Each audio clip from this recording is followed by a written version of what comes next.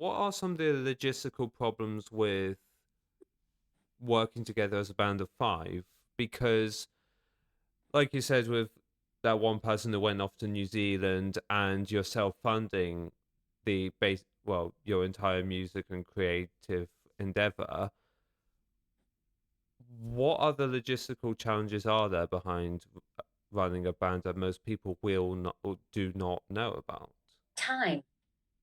Time and scheduling is probably the thing that is hardest logistically because you need to be together in the same space.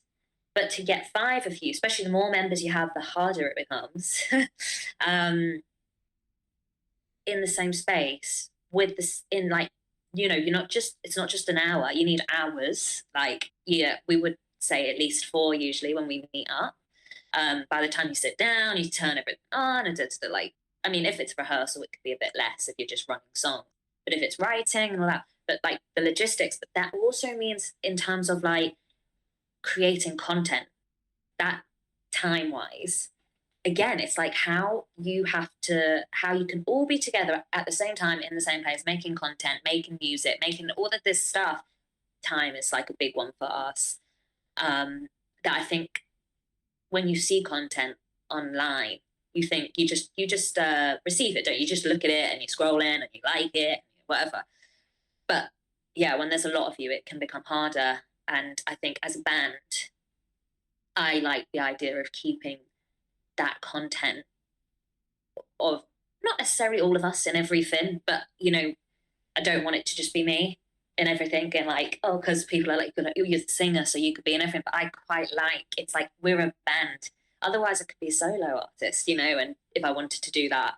But so it for me, it's important to have that content. It doesn't have to be every post, but yeah, I'd say time. That would be my answer.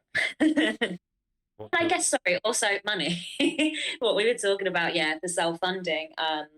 It's the big reason why we took on two new members at the same time was because um, we were having to pay a session musician who was amazing, but just we wanted him to be in our band. We did offer him that, but he was like he is a session musician, so it's very hard for him to turn down work for like say we had a gig on the same night, that sort of thing. So we were like, yeah, we totally understand. Um, we can't afford to pay somebody though per gig, per rehearsal, because we're not earning enough. Everything we earn from the gig is gone to pay one person in the band. There's no money to rehearsals. There's no money. There's so many hidden cost things that even I didn't know when we started. Um, that we've adapted to, and we put money in, but we tried to cover it with gigs and stuff. But even that, getting paid from gigs that are original music is not actually as common as you think, unless you're a massive artist. Um, you know, they people are like, well, you're getting to show your music um, to people. So it's like that balance between exposure and that. Like, they get to a point where you're like, I'm so sick of being told about exposure, which obviously is really important.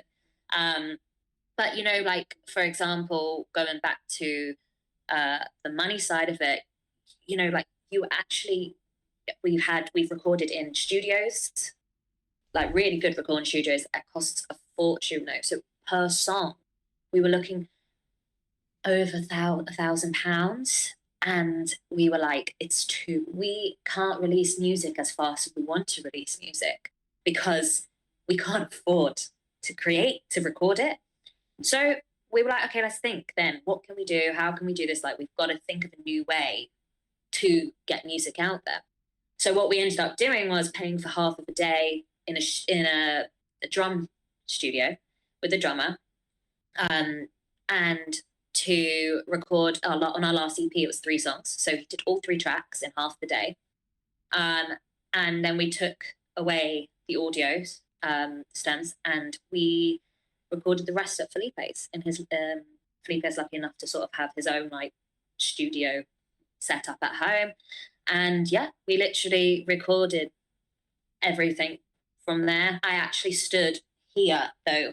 It was right before Christmas and we had to get the demos done last year. And I stood there with my microphone in that cupboard with loads of blanket, trying to absorb the sound. Like I stood there because it was just like the fine. We'd done all of it at his house, and then we just had like a few little final things that I was being like, oh, I just want to put this vocal thing in. So I was literally stood there like Christmas Eve singing still. But yeah, so we had to be flexible. We had to adapt. So we can release music quickly and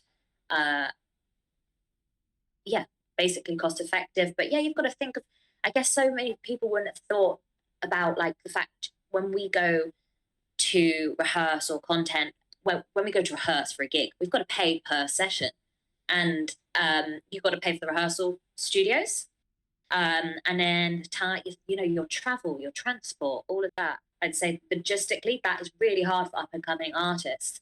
You just have to find your way of making it work. And there are ways, and there are, some people get grants and funding, basically. There's Patreon, there is ways out there. You just got to get a bit creative